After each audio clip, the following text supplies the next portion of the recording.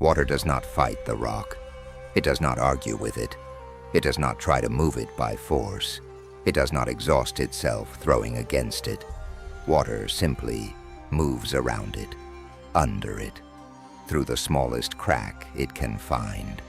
And given enough time, the rock is gone, and the water is still there.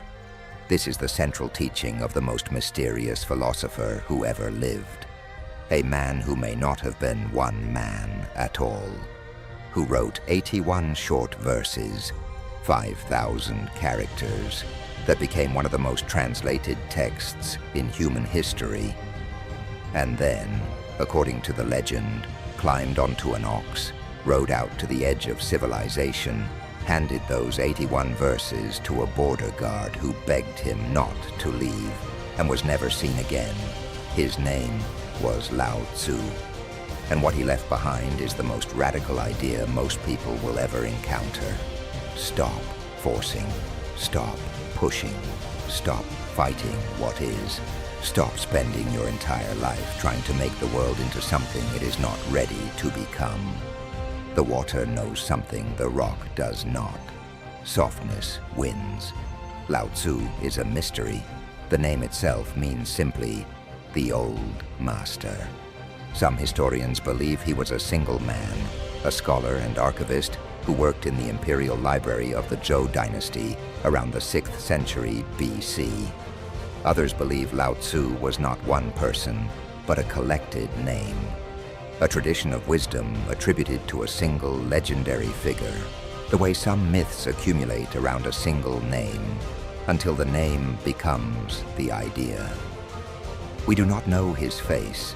We do not know his birth or his death. We do not know if the famous image of the old man on an ox ever actually happened. What we know is the text, the Tao Te Ching, 81 verses, no wasted words, no lengthy explanations, no extended arguments, just the most compressed, most paradoxical, most quietly devastating collection of observations about the nature of reality ever written down. Second only to the Bible in translations, from a man who may not have existed.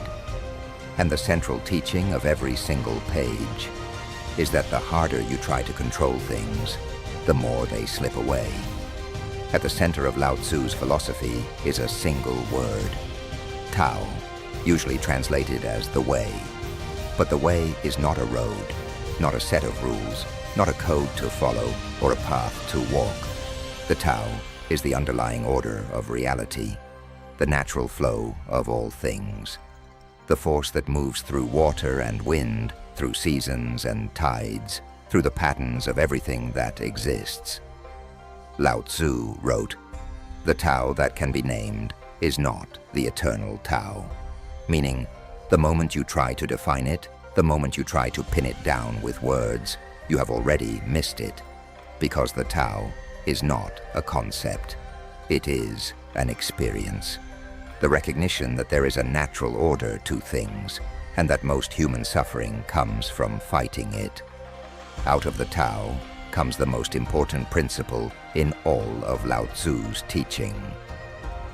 Wu Wei, two words that most people translate as non-action, and almost always misunderstand.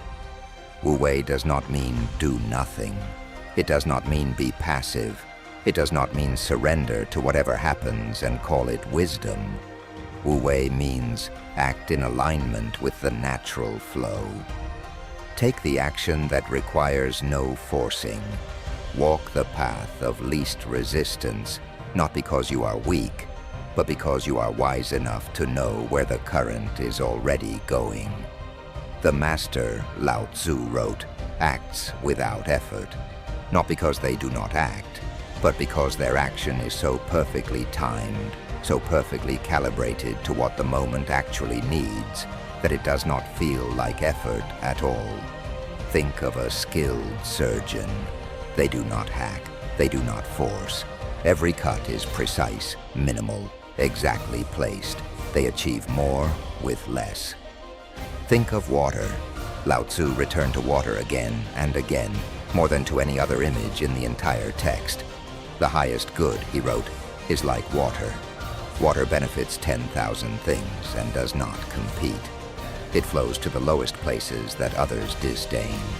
And yet, given time, water carves the Grand Canyon.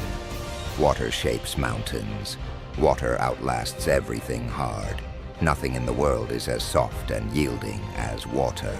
Yet nothing is better at overcoming the hard and strong. Soft overcomes hard.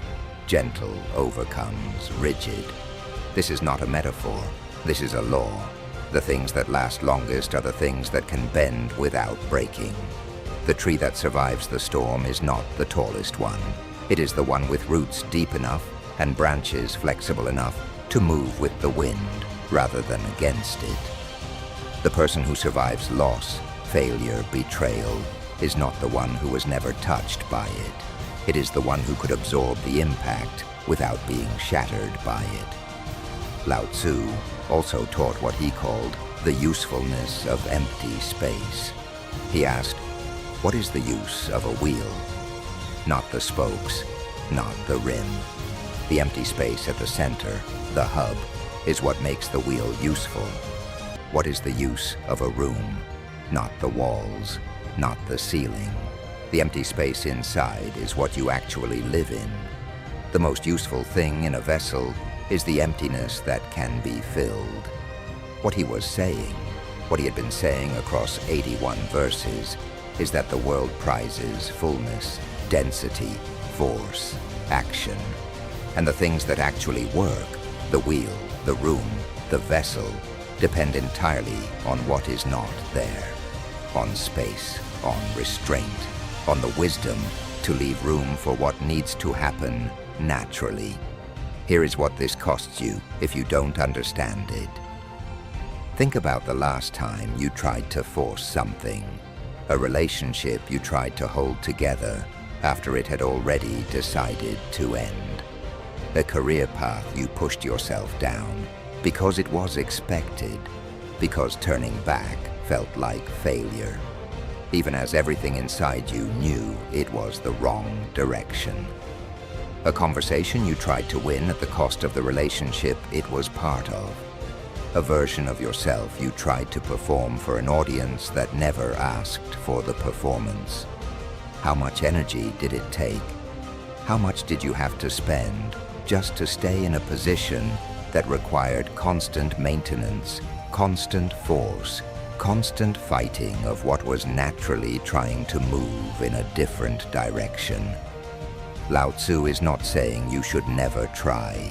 He is not saying ambition is wrong or that effort is weakness. He is saying there is a difference between effort that is aligned with what is naturally possible and effort that is fighting reality. The first kind of effort builds. The second kind of effort exhausts. Wu Wei in practice means asking, before you push harder, is the resistance I'm feeling an obstacle to be overcome? Or is it information about the direction I'm actually supposed to go? Not every wall is meant to be climbed. Some walls are telling you that the door is somewhere else. It also means applying the water principle to how you move through the world. Water does not announce itself. It does not demand recognition. It does not fight for the best position. It finds the low places, the cracks, the paths that others overlooked because they were too busy trying to go over the top of things. And it gets where it's going, every time. The person who practices Wu Wei is not the loudest in the room, not the most forceful, not the one exhausting themselves trying to control every outcome. They are the one who has done the inner work of understanding what they can shape and what they need to move around, and who has the patience, the deeply difficult, deeply disciplined patience, to let things develop at the speed they actually develop. Not the speed you need them to, not the speed your anxiety demands, the speed that is natural. Lao Tzu wrote, "Nature does not hurry, yet everything is accomplished." He rode an ox out of civilization, left 5,000 words at the border, and disappeared. Whether that story is true or legend, it is the perfect end to a perfect teaching, because Lao Tzu did not stay to be credited, to be celebrated, to watch his ideas spread. He let go completely. And his words, those 81 verses handed to a border guard by an old man on an ox, have been read by more people in more languages across more centuries than almost anything else ever written. He did not force it, he just wrote the truth and trusted the current to carry it where it needed to go. That is Wu Wei. Not weakness, not passivity, not giving up. The deepest kind of trust, that when you stop fighting what is not meant to be forced and start moving with what is, you will arrive exactly where you were always going. Water does not fight the rock, and the rock is gone, and the water is still there. If this video found you at the right moment, go to the comments right now and write one thing: I will not break. That is not a message to me, that is a promise to yourself. And tell this family which philosopher should wear the next mask. Drop the name below. If you're new here, this is what we do. Every week, one philosopher, one story, one lesson sharp enough to cut through everything the world throws at you. Subscribe, turn on notifications, don't miss what's coming. Until next time, wear the mask.